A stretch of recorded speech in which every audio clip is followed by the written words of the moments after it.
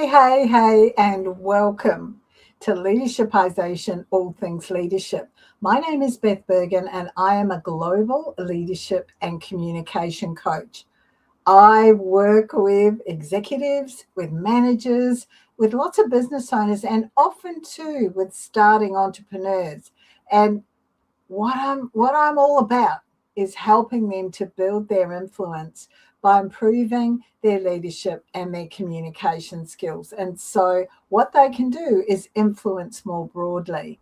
They can lead cohesive teams, they can influence teams of people, they can really drive the results, whether the results are their own results or the results of their team. And also they become more visible, more influential into the space that they absolutely want to be getting into. Look, I am here live most Tuesdays at 1 p.m. Australian Eastern Standard Time. So for me, I'm in Queensland. It's Eastern Standard Time, 1 p.m. Sydney and Melbourne, it's actually 2 p.m. because they are on daylight saving time. Excuse me. Hey, today what I want to do is talk about something that is actually quite common amongst the people that I coach. I'm wondering, have you ever struggled with what others might feel about a decision that you've made? I reckon that you probably have, because it's tough. It's tough enough as a human being to make decisions that maybe others aren't going to like or agree with. And it can be pretty debilitating as a leader, pretty debilitating completely as a leader. Why? Well, you want to be respected. You want to be trusted. And for many of us, we're really trying very hard to be liked. And the sad thing is that once you chase that approval all the time, your leadership actually diminishes. So today, what we're going to talk about is how leading with integrity is important even when it feels uncomfortable to you. And we're going to reiterate that leadership is not actually a popularity contest. You're responsible as a leader, and you're actually being respectful of your role, of your position, of the organization you work in, and of your team when you make those hard calls. So we've got 7 key points that we're going to look at today. And the first one is this: approval seeking is a real trap. Why is this? Why do we get stuck in this? Well, at home, at work, and in all aspects of our life, when we get caught into this I need the approval of others trap, it actually weighs us down. And that becomes a really tough gig. It's hard for us to understand that the only person whose approval we actually need is our own. It's really hard for people to understand that. And for many leaders, now this doesn't only happen to new leaders, it happens to leaders at various stages of their leadership journey. What becomes really important is that they're liked, and they get really fearful about this. Oh, what if I disappoint people? What if I disappoint my team? What if my team don't like me? And when we get caught up in that, it is actually harder for us to lead. Why? Well, in the first instance, because this need to be liked means that we get into more justification of every single decision. So there's less clarity. It also means that we're less decisive. So there's this uncertainty that comes into play. And that, unfortunately, impacts our authority. Now, when we start to lead for popularity, which is my second topic, that comes at a cost. When we start to lead for this popularity, that absolutely, there are so many costs involved with that. And as I've already said, our authority is diminished. What happens? We're leading for popularity, so we start avoiding the hard decisions. And in some cases, we avoid making any decision at all. We avoid the tough conversations, which means that we make allowances, or we're perceived by others to have biases and to be making allowances for poor behaviour. We let people off. Now, we've talked about this before in Leadershipisation, that there is nothing more demotivating for your team than having them see you allow someone to behave in a way that's not positive for the whole team and to have them get away with it. So, that perceived bias, those allowances for poor behaviour are one of the costs. There also can be a real resentment that builds up around this, and it starts to be a misalignment between the values of your team or individual members of your team and yourself, because we start to become over accommodating when what we're doing is going after the popular vote. And when we're over accommodating, we've got to justify, and we already know the over justification doesn't allow for clarity. What it does is it creates a confusion and inconsistency. People don't know where you stand anymore because there's no certainty. You probably don't know where you stand anymore because you're wondering at every opportunity whether this decision's going to go down okay. Yeah? The other thing is, and this is one that people often don't think about, it actually teaches your team poor behaviours because you're being inconsistent. So that leading from a popularity perspective with that as your outcome really comes at a huge cost, and mostly it will be a lowering in productivity, and potentially the culture in your team will become more destructive, more toxic. The third point that I want to make today is around values decision making. Now, most of us have our own personal values. If you need to work on and identify your personal values, reach out, and I've got a process that I can take you through to do that. The second set of values that we need to be representing are the values of the organisation or the company or the business that we work for. So although it can be tough sometimes to make values-based decisions, however, they feel steady and they feel strong. And they feel steady and strong even if others disagree with them. So something for you to ask yourself when it comes to these value-based decisions is this: is this right, or am I just taking an easy option? Is this right, or am I just taking an easy option? Because if you're leading for popularity, if you're thinking, I want to come up with a decision that's going to please everybody, very often, most often, that is the easy way out. Your team must actually be able to see those values on display.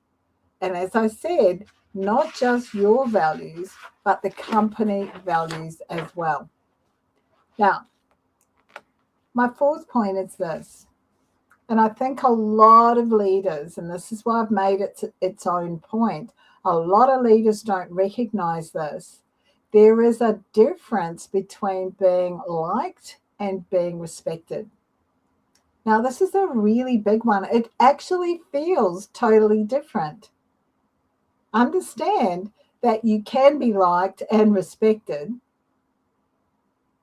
However, the respect will have been something that you've earned, and it's better if it comes first because it's got behaviours and boundaries attached to it.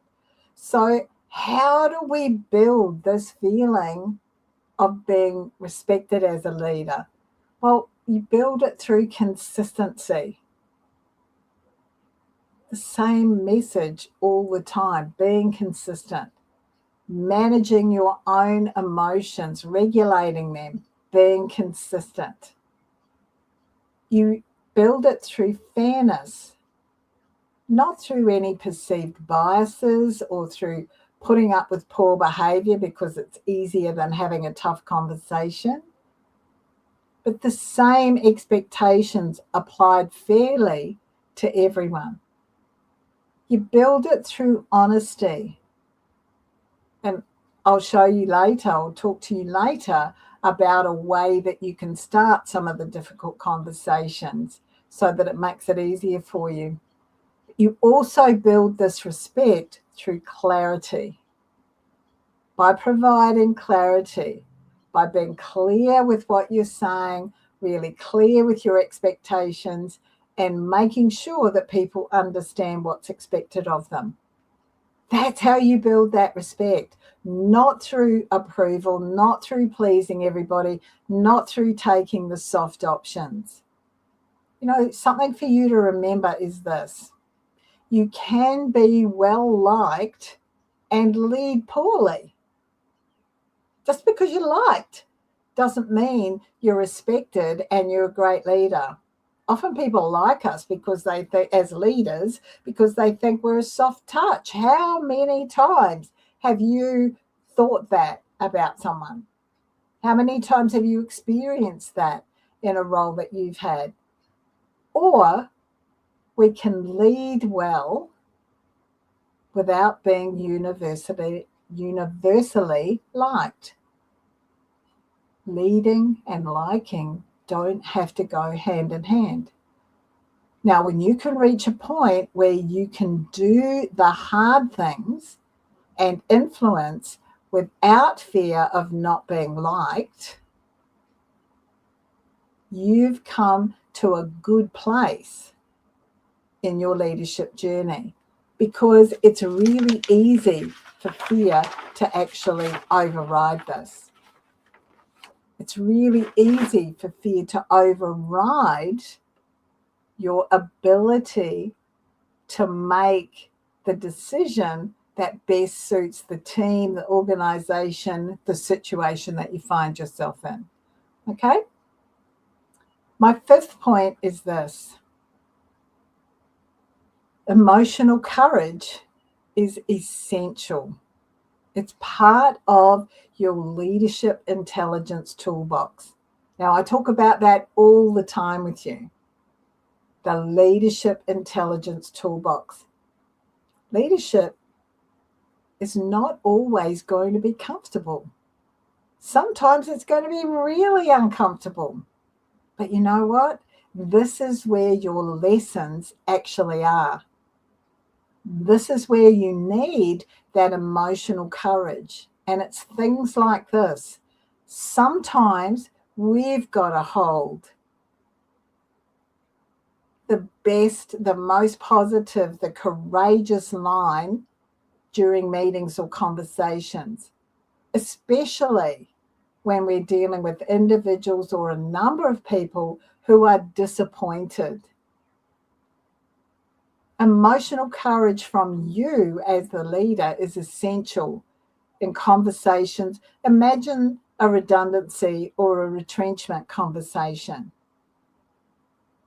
It would not go well if you were a blubbering mess and trying hard to find the words to actually share with the person you're about to make redundant or about to retrench. You need to have that emotional courage. You are the person as a leader who must demonstrate that emotional maturity.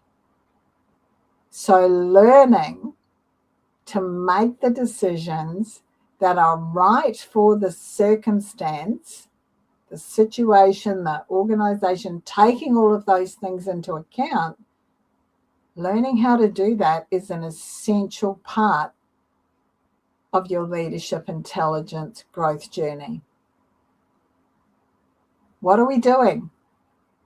Every single time we're experiencing one of these uncomfortable situations and we're learning the lesson, we're reminding ourselves about the sixth point that I want to bring up with you. And that is that this is a long game.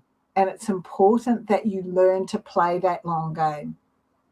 It's not about, oh, I just have to do this once and then I'm good to go. Because leadership is a journey and it's not a smooth, straight line, up or down. It's windy. There are hills. There are highs and lows in your leadership journey. So it's really important that you learn to play that long game. What do we need? We need integrity. We need clarity. We need fairness. We need respect. Those things that we've already talked about, because they compound. They compound. Over time, they compound. And what do? They create the magic of trust. And when we have trust that's built slowly and powerfully, it is the most awesome leadership tool that you can have. Because you've made the effort. So something for you to ask yourself around here in terms of learning how to play the long game is this question. How do I want people to describe my leadership when I'm not in the room? How do I want people to describe my leadership when I'm not in the room? Yeah? Let's look now at some ways that you can lead with courage today. I've got 3 of these that I want to share with you. And usually when we're doing this, some other things come up because they just come up in the conversation anyway. But the first one, this is about leading with courage today. The first one is this. Do an integrity check. Just think to yourself, would I make this decision again in a year's time? Integrity has stickability.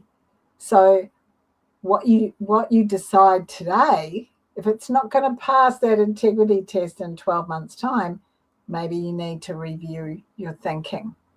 That's the first one. The second one is this. A lot of people don't know how to start difficult conversations or tough conversations. And so I would say to my clients, have a clear first line. Have a clear point that you know sets the scene from your perspective. And something like this. I want to be upfront with you. I want to be upfront with you. Sets the scene, going to be upfront. Now, a lot of people say to me, well, Beth, why don't you start by saying, I want to be honest with you today? And my reason for not doing that is because that immediately leads people to thinking, well, why weren't you honest with me last time we talked? Why weren't you honest with me yesterday or a week ago or a month ago? So you're opening yourself up to possible, honesty? Aren't you honest? So talk about being upfront in that circumstance. This is also about, it's also here about learning to hold yourself and others accountable. You know, like I know this might be hard to hear, but it's still the right call. I know that this might be hard to do, but it's still the right call. I know this might be a hard decision to make, but it's still the right call. And what's important is that we adopt a mindset that means that we're having conversations not confrontations. Conversations, not complacency, which means you're ignoring the need to have the conversation. Conversations, not charming people so that they go away thinking, lovely person. It's important that you look at showing up as a leader and that you show up as a leader with courage. The more often you take a deep breath and show up with courage, the easier it's actually going to get for you. Now, that doesn't mean that you won't have to keep doing it into the future, because as we've already talked, leadership is a bit of an up and down journey. So some reflection questions for you. I've got 2 today, 2 reflection questions. The first one is this: where in your leadership do you avoid decisions or conversations to maintain harmony? Now, leadership is about self-leadership. Leadership is leadership at work, at home, in your family, in your relationship, in your own life, in your community. So where in your leadership, at work and self-leadership, do you avoid decisions or conversations to maintain harmony? Now, the reason you need to identify these is because this is exactly where you need to pour some courage into, so that the next time you do it, you take that big breath and you think, okay, what are some strategies that I can use to get started? Do I need to put that line out there that says, I'm going to get really upfront with you? The second reflection question is this: how would your leadership change if you prioritized respect over likability? Respect over likability. Now, I know that it would change in quite a number of ways, and many people are afraid to change that because it's really scary for them to let go of this need to be liked. Have a think. And if you need to, reach out for some additional support, some additional tips. And obviously, if coaching is what you need, reach out for that as well. So, what's a summary of today? Well, leadership requires these tough decisions. That's what's going to happen. And so you need courage. You need integrity, because your authority is what's important. Your approval is likely to fade. People liking you all the time is likely to fade. You can't please all of the people all of the time. They might not like you, but they might not like your decisions, but if they trust you, then it's easy for you to continue to be consistent, to be clear, and to be fair. Okay, thank you so much for joining us today to talk about leading with courage. If you've got questions or comments, pop them on the platform that you're watching this on and we'll get back to you. If you're watching a replay, #replay would be wonderful. If you're looking to build your rapport with people, if you're looking to build your courage, your influence, and your authority, my 30-day Say It Smarter program would be an ideal starting place for you, because authority is one of the 3 pillars that I base all of my coaching on. If you'd like to talk to me some more about the Say It Smarter program, 30 days really compacted and impactful over those 30 days. And at the end of it, you've got a really positive, action-orientated plan to move you forward. Reach out. We'll make sure that the link to make a time with me is underneath this conversation. Thank you so much. Enjoy the rest of your week. I'll see you next week. Bye now.